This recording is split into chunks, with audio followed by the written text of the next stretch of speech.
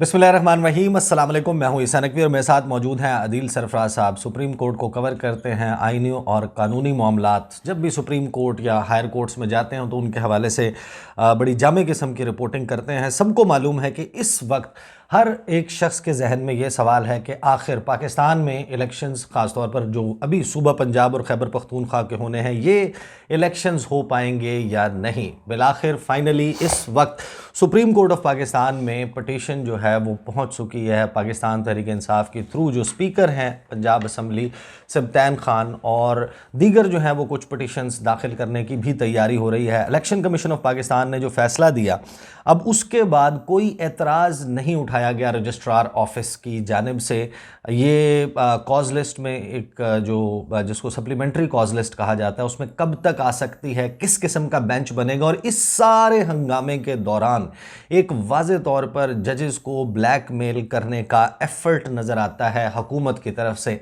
मुस्लिम league नवाज़ जो है वो अपने ज़राए से ये ख़बर फीड करवा रही है, अपने रिपोर्टर्स के ज़रिए ये ख़बर फीड करवा रही है कि हम इमरान खान और उसके हैंडलर्स को बेनकाब करने जा रहे हैं। एक सीरीज़ शुरू होने वाली है और आइंदा चंद दिनों में मरीम नवाज़ साहिबा कोई तंजीमी कन्वेंशंस करेंगी और वहाँ पर नाम रखे जाएंगे, तस्वीर रखी जाएंगी, कोई ऑडियोज़ वीडियोज़ का सिलसिला। और ये जो सारा ऑडियोज़ वीडियोज़ वाला सिलसिला, ये किस तरीके से इम्पैक्ट करेगा इस केस को, और किस किस्म के तेवर एक्सपेक्टेड हैं। सुप्रीम कोर्ट क्या इस ब्लैकमेलिंग में आ जाएगी, हुकूमत अपनी मर्ज़ी का फ़ैसला लेने में कामयाब हो जाएगी, इलेक्शन कमीशन को इजाज़त दे दी जाएगी कि वो आवाम की अपनी तौहीन जो है उसके ऊपर तो वो मुकदमे दर्ज करवाते हैं, अगर कोई मुंशी कह दे तो वो आवाम का जो हक़ राय दही है उसको जब सल्ब किया जाएगा इलेक्शन कमीशन ऑफ पाकिस्तान की जानिब से कुछ भोंडे किस्म के एतराज़ात लगा कर, तो क्या उसके ख़िलाफ़ कोई एक्शन नहीं होगा? इसके हवाले से बात करेंगे। अदील सरफराज साहब, थैंक यू। मुझे ये बताएं कि पहले तो ज़रा थोड़ा सा टेक्निकल मामलात और फिर इसकी जो पॉलिटिकल साइड है उस पर बात कर लेते हैं। टेक्निकली मुझे बताएं कि अब कोई प्रॉब्लम तो नहीं आएगा इसके, ये टेकअप होना है अब ये मामला सुप्रीम कोर्ट ऑफ पाकिस्तान में? ईसा भाई, एक्चुअल में होता ये है कि जब भी कोई कॉन्स्टिट्यूशन पिटीशन सुप्रीम कोर्ट में फ़ाइल होती है अंडर आर्टिकल 184(3), तो रजिस्ट्रार ऑफिस जो होता है उसको पहले परखता है, उसकी इब्तदाई उसका जायज़ा लिया जाता है और देखा जाता है। और अमूमी तौर पे ये होता है कि जो आइनी दरख्वास्तें होती हैं उनके ऊपर कुछ तकनीकी नोयत के एतराज़ात आयद किए जाते हैं, जिसके बाद दरख्वास्त वापस की जाती है और उन एतराज़ात के ख़िलाफ़ चैम्बर में अपील दायर की जाती है और उन अपील के ऊपर फिर समाअत के बाद एतराज़ात दूर होते हैं और फिर दरख्वास्त समाअत के लिए मुकर्रर हो जाती है। 90% ऐसा ये प्रोसेस होता है। लेकिन आज हैरान कुन तौर के ऊपर जो दरख्वास्त आइनी दरख्वास्त दायर हुई है, आज शाम को ही हुई है, ये सुबह भी नहीं हुई। हम हफ्ते की बात कर रहे हैं क्योंकि आप लोग ये वीडियो इतवार को देखेंगे, तो आप यूँ समझिए कि हफ्ते की शाम जब ये तकरीबन शाम भी आप नहीं कह सकते, दोपहर के वक्त 3 बजे के करीब ये दरख्वास्त आज दायर हुई है सुप्रीम कोर्ट के अंदर, कल हफ्ते के रोज़। और इस दरख्वास्त के दायर होने के फौरी बाद ही आप कह सकते हैं 3-4 घंटों के अंदर अंदर हमें ये ख़बर मिली कि दरख्वास्त के ऊपर नंबर लग गया। नंबर जब दरख्वास्त के लिए लग जाता है तो दैट मीन्स कि अब उसके ऊपर एतराज़ नहीं लगा, और इसका मतलब अब ये होता है कि अब दरख्वास्त समाअत के लिए मुकर्रर होने के बहुत करीब है। इसका मतलब यही है, हम तो इससे यही अख़ज़ कर रहे हैं कि अब आइंदा हफ्ते शुरू के दिनों में ही ये दरख्वास्त समाअत के लिए मुकर्रर कर दी जाएगी। जो चीफ़ जस्टिस का अपना इस्तेहकाक है, पहले तो बेंच की तश्कील और उसके बाद दरख्वास्त जो है उसको मुकर्रर करना, कब किस तारीख को मुकर्रर होगी। अच्छा, बेंच की तश्कील के हवाले से आपने कहा, तो बेंच की तश्कील जो है ये ज़ाहिर है कि हमें तो इल्म है, लेकिन ये इसी तरीके से है कि ये चीफ़ जस्टिस ऑफ पाकिस्तान का इख्तियार है कि वो इसके ऊपर कितने रुकनी बेंच बनाते हैं, लार्जर बेंच बनाते हैं, फुल कोर्ट बनाते हैं, क्या बनाते हैं, ये चीफ़ जस्टिस ऑफ पाकिस्तान। बिल्कुल, ये एडमिनिस्ट्रेटिव एक पावर होती है और वो चीफ़ जस्टिस ऑफ पाकिस्तान के पास होती है। गो के जो तकनीकी किस्म के काम होते हैं वो करता तो रजिस्ट्रार ऑफिस है, लेकिन जो फाइनल इसमें नॉड होता है वो चीफ़ जस्टिस का होता है। उन्होंने बताना है रजिस्ट्रार को या अपने अमले को कि आपने ये जो दरख्वास्त है, ये जो केस है, इसके लिए फ़लाँ बेंच तश्कील दें। जैसे स्पेशल बेंच होते हैं, लार्जर बेंचेस होते हैं, फुल कोर्ट भी होता है। अब मोस्ट प्रॉबली इस केस के अंदर क्योंकि फुल कोर्ट की दरख्वास्त नहीं आई और हालात काफ़ी वो आप कह सकते हैं कि इस तरफ जा रहे हैं कि फुल कोर्ट के ऊपर मुतालबे भी आएंगे अगर इस दरख्वास्त को समाअत की मुकर्रर किया जाता है, और पहली समाअत पर ही मुख्तलिफ फ़रीक़ैन की जानिब से मुतालबा भी आएगा और मुमकिन है चीफ़ जस्टिस इसके ऊपर एक लार्जर बेंच तश्कील दे दें। यहाँ पर एक चीज़ ये भी ज़रूर हम कहेंगे कि अब चीफ़ जस्टिस के ऊपर एक इल्ज़ाम पहले ये पस पर्दा लगाया जाता था या दबे अल्फाज में ये बात की जाती थी कुछ लोगों की जानिब से कि लाइक माइंडेड जजेस पर मुश्तमिल बेंचेस तश्कील दिए जाते हैं। तो ये चीफ जस्टिस का भी इम्तिहान है। गो के चीफ जस्टिस हमेशा जो अपनी तरफ से वो हमेशा यही कहते हैं कि मुझे जो मुनासिब लगता है या उनको जो वो समझते हैं कि एक्सपर्टीज़ होती हैं जजेस नहीं, आप ये नहीं समझते कि जब आप ये टर्म इस्तेमाल करते हैं लाइक माइंडेड की, तो बेसिकली दो लाइक माइंडेड ग्रुप तश्कील पाते हैं। यानी कि जब आपने कहा ना कि इसमें ये 12 लोग हैं, इसमें से 6 लाइक माइंडेड हैं, तो 6 अगर लाइक माइंडेड हैं, वो एक नज़र से एक जाविये से सोचते हैं, तो बाकी 6 क्योंकि इस जाविये से नहीं सोचते, वो दूसरे जाविये से सोचते हैं, तो वो भी तो लाइक माइंडेड है। इसमें ये जो लाइक माइंडेड की टर्म मतलब नहीं, let's just open it up.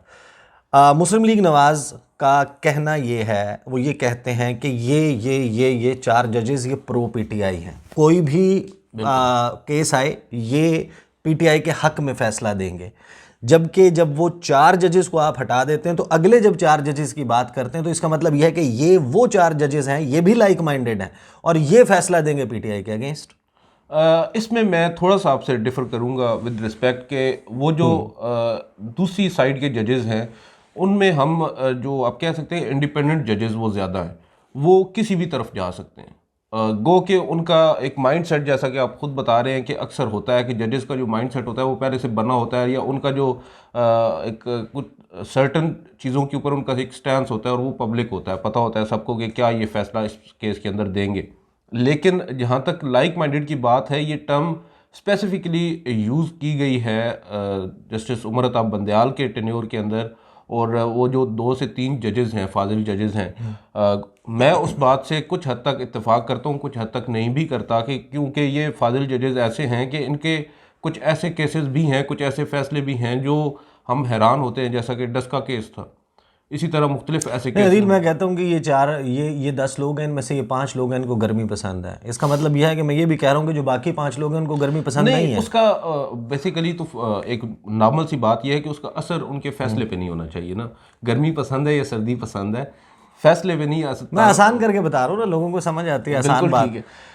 अब यहाँ पर एक बात, अब आपका इशारा दूसरी जानिब है, वो उधर भी आपकी बात ठीक है। जस्टिस काजी फायज ईसा हैं, जस्टिस मंसूर अली शाह हैं, मैं नाम अब ले लेता हूँ क्योंकि सबको पता है नाम कि वो भी लाइक माइंडेड है। वो भी लाइक माइंडेड है। उनके हवाले से भी कहा जाता है कि उनका भी एक पर्टिकुलर माइंड सेट है, वो उस साइड पे चलते हैं। बिल्कुल। और अब वो एक रिफ्ट तो जजेस के अंदर इतनी ज़्यादा वाज़ेह हो चुकी है कि हम जो कोर्ट को कवर करते हैं हमें तो वो मालूम है, लेकिन जो आपके नाजरीन हैं उनको हमसे ज़्यादा मालूम है कि जो फैसले आते हैं उससे ही पता चल जाता है। जब बेंच बनता है, जैसे स्पीकर रूलिंग का केस आया, उसके बाद 63A का केस आया, तो जो ट्विटर के ऊपर हमारे जो सामीन है, नाजरीन है, वो खुद ही अंदाजे लगा रहे थे और उनके अंदाजे भी दुरुस्त है कि फैसला क्या होगा। 3-2 ये बिल्कुल ऐसे ही होता है। और अब रिफ्ट इतनी ज़्यादा हो चुकी है कि अब पता है कि अगर चीफ जस्टिस ने ये फैसला करना है या उनके साथ जस्टिस इजाजुल हसन या जस्टिस मज़ार अली अकबर नकवी ने जाना है, तो जस्टिस मंसूर अली शाह उनको नहीं। लेकिन मुझे एक बात बताएं, अब now coming back to this case election. अच्छा, इसमें देखें, मैं इससे जो अगली इसी वीडियो को अगर ये तवील हो गई तो मैं इसको ब्रेक कर लूँगा और इसका जो अगला हिस्सा है या फिर अलहदा से फ्रेश वीडियो कर लूँगा, उसमें हम बात करेंगे कि जो इलेक्शन कमीशन ऑफ पाकिस्तान ने अपना 8 सफ़ात पर मुश्तमिल फ़ैसला जारी किया, फ़ैसला सादिर किया कि हम इलेक्शंस नहीं करवा सकते 30 अप्रैल को और 8 अक्टूबर की तारीख मुकर्रर की जाती है। उस फैसले में जो सुकम है उसमें कौन से ऐसे नुकात हैं जिसमें दिफा करना इलेक्शन कमीशन के लिए अपने फ़ैसले का मुश्किल होगा। But coming back now to this part कि इस सारे मामले पे जो हुकूमत है, हुकूमत की तरफ से जजेस के ऊपर दबाव बढ़ाने का एक बाकायदा तासुर जो है वो मौजूद है। इससे पहले भी मरीम नवाज़ साहिबा जो हैं, उन्होंने जब सरगोधा में जलसा किया, उन्होंने 5 के टोले में अपनी मर्ज़ी के 2 लोग निकाल दिए जो शायद उनको आजकल फैसिलिटेट कर रहे हैं, और उसमें 2 जजेस की तस्वीर डाल दी। और फिर हमने वो भट्टी जो है मोहम्मद ख़ान, उनकी एक वीडियो देखी। उसके बाद मुस्लिम लीग नून ने अपने ज़राए से ना, ज़राए कौन से होते हैं, ज़राए से उन्होंने ये खबर चलवाई, तमाम टीवी चैनल्स को गई, व्हाट्सएप के ऊपर गई। मैं आपको ज़राए भी लिखा होता जी बिल्कुल, कि ये ज़राए से देनी है, आपने नाम से नहीं देनी। कि मुस्लिम लीग नून जो है वो तैयारी कर रही है इस वक्त कि अगले चंद दिनों में जैसे ये पटिशन दाखिल होने की इलेक्शन कमीशन का फ़ैसला आया है, फ़ैसले के हवाले से ये अनाउंस किया गया है तहरीक इंसाफ की तरफ से कि हम सुप्रीम कोर्ट को रुजू कर रहे हैं। और साथ ही इन्होंने जनाब ये ख़बरें चलाना शुरू कर दी कि हम एक्सपोज करने जा रहे हैं उस टोले को जो इमरान खान को फैसिलिटेट करता है, उनका सहूलतकार है। तो ये जो इनका टैक्टिक है, अगर ये कुछ लाते हैं, कोई वीडियो, ऑडियो, रेटरिक, तकारीर, जलसों में, ये पब्लिक प्रेशर सुप्रीम कोर्ट को कितना इम्पैक्ट कर सकता है, ख़ास तौर पे चीफ जस्टिस उमर अता बंदियाल साहब को? इम्पैक्ट कर सकता था, ये मेरी राय थी तकरीबन 1 महीना पहले तक, जब ये चीज़ें नहीं आई थी, तकरीबन 2 महीना पहले तक। लेकिन जब हमने देखा है जस्टिस मज़ार अली अकबर नकवी के हवाले से ऑडियोज़ लीक हुई हैं, जब वो एक केस सुन रहे हैं और उस केस से रिलेटेड ऑडियो लीक्स हुई हैं, और उसके बाद फिर वीडियो लीक भी हुई है, और चीफ जस्टिस के हमें बताया गया है कि उनके शायद चैम्बर में भी कुछ चीज़ें पहुंचाई गई हैं, ऑडियो लीक्स उनके डेस्क पे, शायद यही जो फ्लोट हुई हैं मीडिया के ऊपर, इन्हीं की बात की जा रही थी। लेकिन मेन चीज़ ये है कि चीफ जस्टिस ने फ्लिंच नहीं किया। सही। वो जो एक ब्लैकमेलिंग आप कह सकते हैं, या आप कह सकते हैं जजेस के ऊपर प्रेशर डालने की जो कोशिश की गई है, अभी तक तो वो नाकाम है। और इसका जवाब अभी 2 रोज़ कबल आपको शायद मैंने बताया भी था, जब को जब उन्होंने गुफ्तगू की और रिमार्क्स दिए उनके हवाले से, वो बता भी देना रिमार्क्स क्या दिए थे। गुलाम महमूद डोगर का केस था, उस केस के अंदर चीफ जस्टिस अचानक उन्होंने एक अपना आउटबर्स्ट शो किया। जो वकील थे सुप्रीम कोर्ट बार एसोसिएशन के, जो सदर भी हैं आबिद ज़ुबैरी, और जो गुलाम महमूद डोगर हैं उनके वो वकील भी हैं इस केस के अंदर, उनको उन्होंने मुखातिब करते हुए कहा कि आजकल हमारे हवाले से कुछ हम पर हमले किए जा रहे हैं, और वीडियो और ऑडियो लीक्स की जा रही हैं जिनकी कोई क्रेडिबिलिटी नहीं है, ऑथेंटिसिटी नहीं है। और उसके ऊपर उन्होंने काफ़ी सख्त अपने जो एक आप कह सकते हैं रिजर्वेशंस और अपनी सरजनिश भी की टू सम एक्सटेंट उन लोगों की जो उस वक्त वहाँ पे मौजूद नहीं थे। लेकिन उन्होंने पैगाम वाज़ेह तौर पे दिया, जो मैंने उससे अखज़ किया था, मैंने तो उस पर ट्वीट भी किया था कि चीफ जस्टिस ने नून लीग और इस्टेब्लिशमेंट या PDM और इस्टेब्लिशमेंट को ये पैगाम दे दिया कि वो किसी भी तरह की ब्लैकमेलिंग में नहीं आएंगे, क्योंकि उनकी बाईं जानिब उस रोज़ भी जस्टिस मज़ाहिर अली अकबर नकवी उस बेंच में बैठे थे। ये एक बहुत बड़ा पैगाम दे रहे हैं चीफ जस्टिस, और वो ये बात वाज़ेह कर रहे हैं अपने साथ उस जज को बिठा के जिसके खिलाफ रेफरेंस पर रेफरेंस फाइल किए जा रहे हैं, सुप्रीम जुडिशल काउंसिल में शिकायतें दर्ज की जा रही हैं। उन जज को अपने साथ बिठाकर वो ये पैगाम दे रहे हैं कि मैं किसी भी तरह की ब्लैकमेलिंग में नहीं आऊँगा।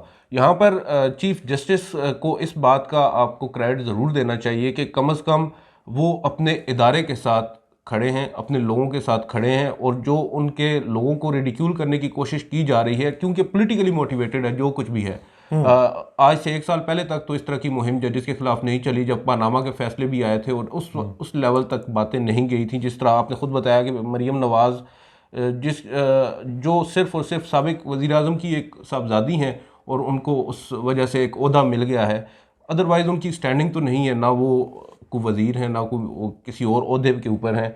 वो अगर जलसे के अंदर फाजिल जजेस की तस्वीर लगा कर उनके ऊपर तनकीद कर रही हैं, और उसके बाद चीफ जस्टिस का इस तरह का जो रद्द-ए-अमल है, इससे ये ज़ाहिर होता है कि चीफ जस्टिस या दीगर जो जजेस हैं उनको इन सब बातों का मालूम भी है, और उससे उनको डिस्ट्रेस भी ज़रूर हुआ है, लेकिन वो इससे अब पीछे हटने वाले नहीं है। जो वो काम कर रहे हैं, अब कल एक नई डेवलपमेंट हुई है, जो एक आम तासुर था मीडिया के अंदर के जो अटॉर्नी जनरल को तैनात किया गया था, कुछ अरसे के लिए आए थे शहजाद अता इलाही साहब। इनको पहले मंसूर अवान को हुकूमत ने नॉमिनेट किया था, अटॉर्नी जनरल तैनात भी कर दिया। अब ये भी अब दो चीज़ें चल रही हैं ना इसमें। एक ये कुछ लोग ये कह रहे हैं कि शायद इरफान कादिर को लेके आना है, और एक ये बात चल रही है, अच्छा ये भी एक क्वेश्चन चल रहा है कि इनसे इस्तीफ़ा लिया गया या इन्होंने इस्तीफ़ा दिया। अच्छा, वो तो कल क्लियर हो गया।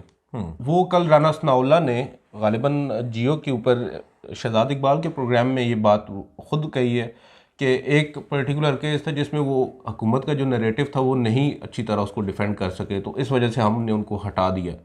तो वो तो ख़ुद बता रहे हैं कि हमने उनसे इस्तीफ़ा लिया, और अटॉर्नी जनरल साहब भी कल पूरा दिन खामोश रहे हैं। आज उन्होंने एक वजाहत जारी की है कि मैंने खुद दिया है। फिशी लगती है उनकी वजाहत। ये बात अब ऑब्वियसली इरफान कादिर साहब के बारे में जब आपको याद होगा, जब अशतर औसाफ साहब ने अपना दूसरी या तीसरी दफ़ा रिज़ाइन दिया था और उनका कबूल नहीं कर रहे थे शहबाज शरीफ, तो मेरी इरफान कादिर साहब से उस वक्त बात हुई थी, और उनको ये कन्वे कर दिया गया था कि उनको अटॉर्नी जनरल लाया जाएगा।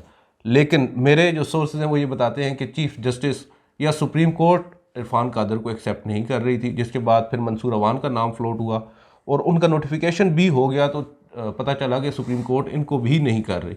उसके बाद फिर जस्टिस इजाज़ुल एहसन की गालिबन ये भी अब कुछ लोगों का दावा है कि उनकी रिकमेंडेशन थी शहजाद अता इलाही, और उन्होंने वाया चीफ जस्टिस हुकूमत को ये बताया कि शहजाद अता इलाही एक अच्छे ब्रिज का किरदार अदा कर सकते हैं सुप्रीम कोर्ट और गवर्नमेंट के दरमियान। सही। अब उनको जो हटाया गया है कल, इससे ये पैगाम भी दिया जा रहा है सुप्रीम कोर्ट को कि अब वो वाला मामला नहीं है कि हम आप सही। वैसे भी इरफान कादिर साहब, जाहिर है कि हमने उनको देखा है कोर्ट रूम में, वो हत्ता के जो सिटिंग चीफ जस्टिस हैं उनको नाजेबा इशारे भी कोर्ट में बैठ के कर दिया करते थे। ये तो मैंने अपनी आंखों से देखा है ना, कोर्ट रूम नंबर 1 में। और उस वक्त चीफ जस्टिस जो हैं वो इफ्तिखार चौधरी साहब थे, और उनको जिस जब किस्म उनके सामने कोई खड़ा होने की हिम्मत भी नहीं करता। बिल्कुल, वो जिसको कहते भी हैं। देखें बहरहाल ये सारा मामला किस तरीके से अनफोल्ड होता पार्टी है, के दौर में थे। आने वाले दिनों में ये कैसे अनफोल्ड होता है ये मामला, इसके ऊपर नज़र रखेंगे। अगली वीडियो में स्पेसिफिकली बात करेंगे जो इलेक्शन। और एक इम्पॉर्टेंट चीज़ है, आज जो बात सोशल मीडिया पे भी की जा रही है पीटीआई के वकला की जानिब से, सॉरी आपकी वीडियो लिंगर ऑन, उसके अंदर ये कहा जा रहा है कि हमने एक तौहीन अदालत की दरख्वास्त दायर की है सुप्रीम कोर्ट के अंदर। जो दरख्वास्त है वो आइन के आर्टिकल 209 के तहत नहीं दायर की गई, बल्कि वो आइन के आर्टिकल 184(3) के तहत दायर की गई है। एक आइनी दरख्वास्त है, वो तौहीन अदालत की दरख्वास्त ही नहीं है। यहाँ पर आकर मुझे ये समझ नहीं आ रही, पाकिस्तान तहरीक इंसाफ एक जानिब ओपनली ये बात कह रही है कि हम लोग तौहीन अदालत की है इलेक्शन कमीशन ने, और हम उसको चैलेंज कर रहे हैं और तौहीन अदालत की दरख्वास्त दायर कर रहे हैं, और जो आज उनकी जानिब से दरख्वास्त दायर की गई है उसमें तौहीन अदालत का नाम ही नहीं है। सही। इस्तेदाम। अच्छा, ये जो टेक्निकल मामला है इसके ऊपर, और ख़ास तौर पे ये जो 8 सफ़ात हैं जो chief election commissioner Sikandar Sultan Raja साहब ने अपने फ़ैसले में उस पर दस्तखत मौजूद हैं, हर सफ़े के ऊपर अलहदा से दस्तखत और मोहर मौजूद है, और दीगर जो 4 मेंबरान हैं इलेक्शन कमीशन के, उनकी तरफ से ये जो फ़ैसला जारी किया गया है, ये टिक पाएगा अदालत में? क्या ये अपने जो फ़ैसला है उसके लिए इनफ रीजनिंग कोर्ट को दे सकेंगे? इसके हवाले से हम ज़रा थोड़ा सा टेक्निकल मामला भी है और इसमें कुछ बहुत ही अहम इंकशाफात हैं, वो अगली वीडियो में करेंगे। मुझे और आदिल सरफराज को इजाज़त दीजिए। अल्लाह हाफ़िज़।